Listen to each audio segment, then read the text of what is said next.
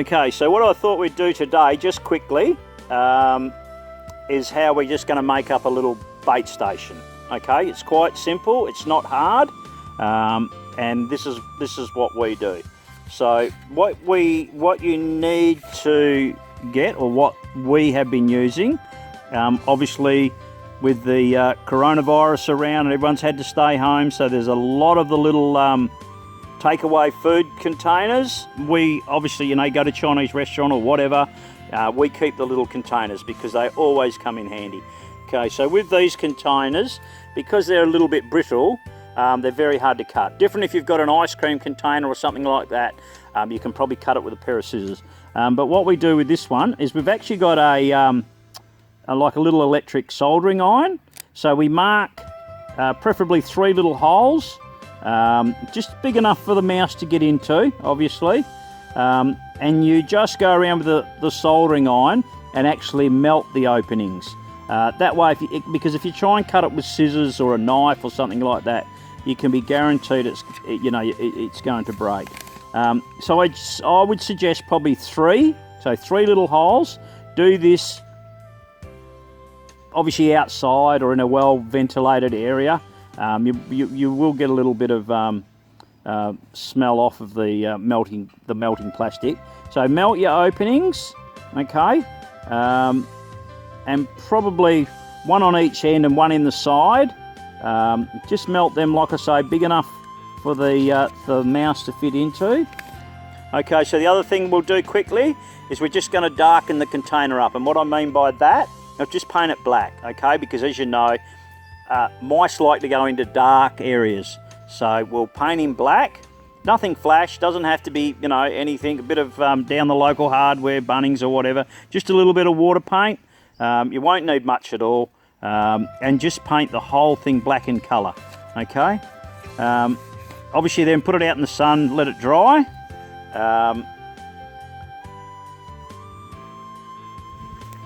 Okay, and then what I do, before we obviously put the lid on, I've just got some old jar lids, so which are about 10 millimetres deep, and about 50 millimetres, 40 millimetres round. Put the poison in the middle of that, and then either a bit of double-sided tape or a little bit of glue, not something that's, you know, gonna smell too much to deter the mouse from going in there, but just glue that obviously in the middle of the container. All right. Okay, so then what we do is we make an attract mix. Now we've found this mix works, not saying, you know, it works for us, I'm not saying it works for everyone, but this will attract them very quickly because they've obviously got a very good sense of smell. So what we use is peanuts in the shell, rolled oatmeal, the crunchy peanut paste, couldn't be any better for that little mouse, a little bit of icing sugar, and believe it or not, sardines in oil. No particular brand or type, just, you know, anything cheap, it's all good. Okay, what we do is mix it up into a paste. Obviously get some gloves on, protect your hands. Mix it all up into a paste. Then add the rat or the mice poison. Again, no particular brand. I do find green oats most successful. Don't know why that is. It's obviously what they like. So, and you'll notice if you've got birds that you actually give hulled oats to, you'll find if you've got mice, they seem to get into those oats first of all. So probably a little bit softer the seed for them to eat. So anyway, so we mix all that up, okay, and then we just grab a spoon, put it into the jar lid that is taped in the middle of our container. Yeah, so and the other thing we'll do, obviously we make up our own mix, but you can get like a, you know, the mouse or the rat attractant. No particular brand, it doesn't matter. This time of the year with winter coming in, these little buggers are hungry. So we just smear it around the top of the jam lid, just to attract them, okay? So we need to get them in there. So by now, obviously our paint's dried, the containers, everything's ready to go, okay? Make sure none of it spills out. Then place our lid on. You can seal the lid, you know, if it's not clipping on right. A little bit of duct tape around the top. Obviously you need to seal that, because the last thing we would want obviously is the birds.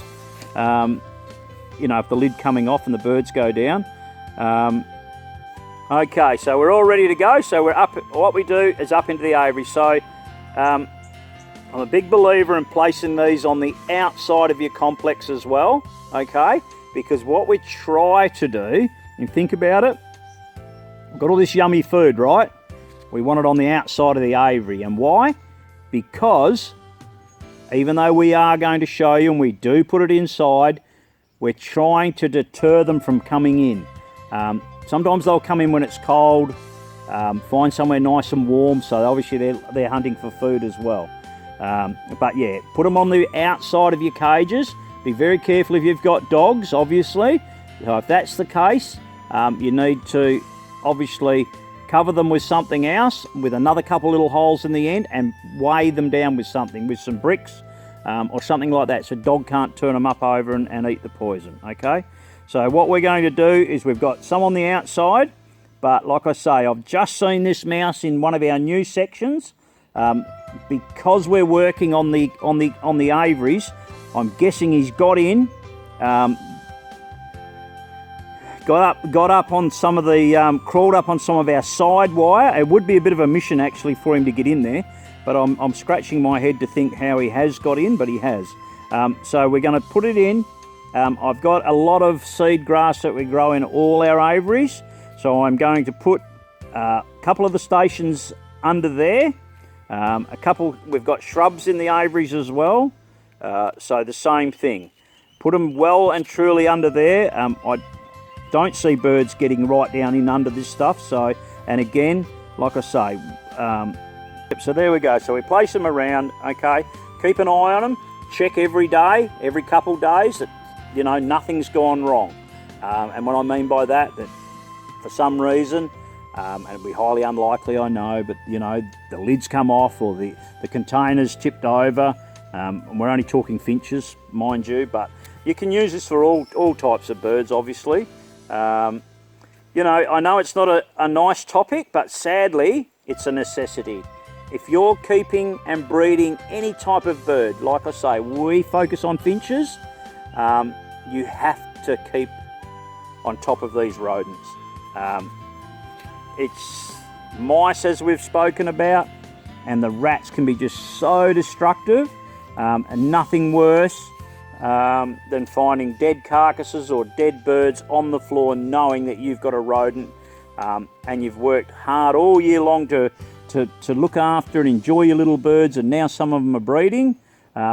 So yeah, really try and do as much as you can. All right, well, I hope this helps you. Until we talk again, take care.